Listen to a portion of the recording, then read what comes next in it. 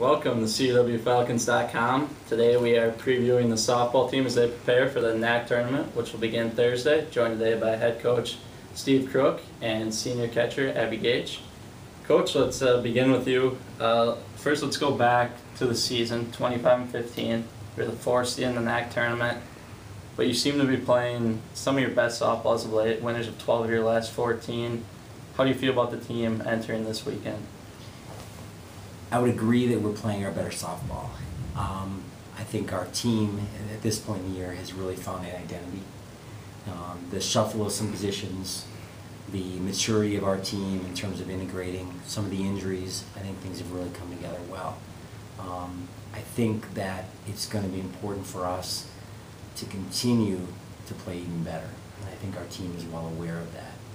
We've definitely shown at times in games how good we can really be, and I think at times we probably would agree that we've made some mistakes that we'd like to have back.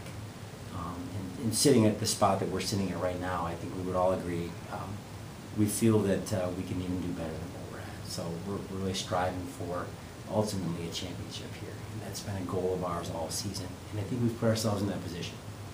Now, Abbie, one of the big strengths of this team has been the offense. Specifically, the ability to get the quick runs with the big hits. You guys tied for the league lead in home runs. We saw it the other day, you and Cara with the back-to-back home runs. Yeah. Just talk about the offense having so many different players that can step up at any given time. I think 7 of your starters are batting over 300 this season. Yeah, we have a pretty good lineup this year. If one person doesn't show up, we've got the rest of the team to back us up. We're already stepping the batter's box, ready to hit any given moment.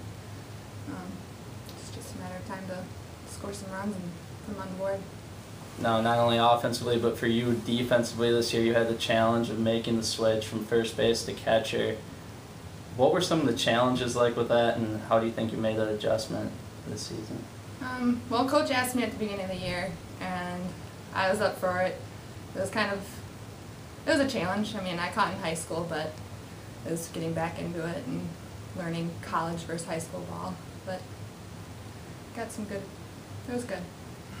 And Coach, Abbie's not the only player that's made the switch. You can talk a little bit more about her switch, but also Cara switching positions. Steph Kramer's been all over the field this year, outfield, second base.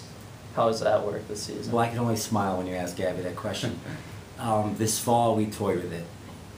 The skills that Abbie has at first base transfer. Starting with the glove low, keeping the ball in front of you. Abbie's a very smart player. Those things all translate really well to going back behind the plate. The players hear me say this: our success pitching is directly attributed to our success catching. And I think from that perspective, they've been a great combination. And then my little story about Abbie, Abbie probably wasn't 100% sure until we got to Parkside this fall. Abbie experienced some success. She threw out 2 kids, including one kid I feel that was probably a very, very good base runner and very quick. Abbie threw that girl out, came off the field. I saw the smile that I needed to see to know that we could move ahead. And I could see the smile on Abbie's face and know that that's a pretty accurate reflection of that moment. The whole team, I think, has the aspect or the attitude of we need to take advantage of what we have.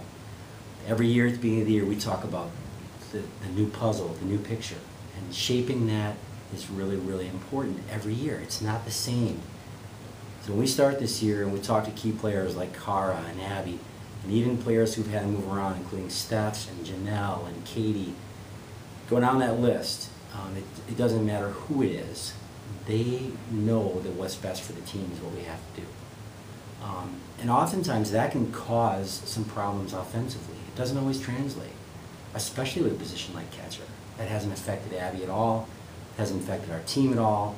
Matter of fact, I would say as this season has gone, I think what they realize is the sacrifices and the hard work that they made early has really helped build our team and put us in the spot that we're at, and not equated into a sacrifice at all, but really into team success. Now, we talked about the offense, the defense, pitching, especially this weekend. You've had your rotation settle here, Jamie Shue game 1, Melissa Perkins game 2. You're going to play 1 game Thursday. You could play between 1 and 3 games on Friday. How is it a game-by-game decision that you have to make? to decide who's going to pitch and when they're going to pitch this weekend? The challenges of making sure that we use our staff and use our team to the best is really something that we have to wrestle out and weigh out. The positive side of that is we have options. We don't feel like every team has that same level or option. That's going to be a strength for us. So I'm going to put it this way. Whoever starts, the other player's going to be ready. And we've gone through that. Last year, Danny Burke, a tremendous four-year starter for us, took a secondary role in the first game of our conference tournament. To attribute an athlete, I can't give her a bigger tribute to say Danny was up, she was in the game, she was coaching. It's not only what we expect, but it's usually what we get. Our players are that way. So whoever goes, whether it's the junior, one of the freshmen, they're ready to play, and they know their role. And it's going to take more than one pitcher for a team to come out of this thing as champs. And that is, quite honestly, again, one of the things I think that we have going for us, in addition to some leadership and some other attributes. But our pitching has definitely been a big factor to our success. Now, Abbie, you've obviously worked with the pitchers very closely, being their catcher. Talk about maybe some of the differences. Jamie, the big strikeout pitcher, over 100 strikeouts this season. Melissa seems to be more pitch to contact. What have you noticed the differences in catching those two? Well, one of the big things between pitchers and catchers is just having the relationship between the pitcher and the catcher. I feel like I know both of them fairly well. It's good to my job is to keep them going.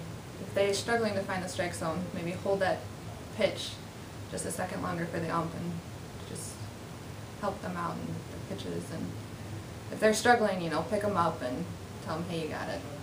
We're good. Alrighty, and then Coach, we'll end with you. You obviously in the NAC tournament this weekend. The last time you played there, team hit 6 home runs in a doubleheader. How does that feel, maybe playing to your strength? 31 home runs this season, tied for the NAC lead. It's got to be helpful knowing you're at a field where you guys can get that quick strike, maybe get you back into a game, give you a lead, whatever the case may be. It's a tricky field, any way you look at it. We've hit some home runs there, but so have other teams. When you look at things like totals of an offense of a team, we all know that parks play a role in that. And we know that whether it's offensively, there might be some home runs that we get. It's also something, as Abbie talked about, mentally, some of the leadership she's going to talk about of where she's going to help get the ball and how our pitchers are going to pitch that. So it's both sides of it. And I do think that park, we sat one year, and actually it was 2009, waiting to play in the championship game. I saw more home runs hit, I can't even tell you, in that game, Lakeland versus Dominican, than I've ever seen in a college game. The park can change the outcome.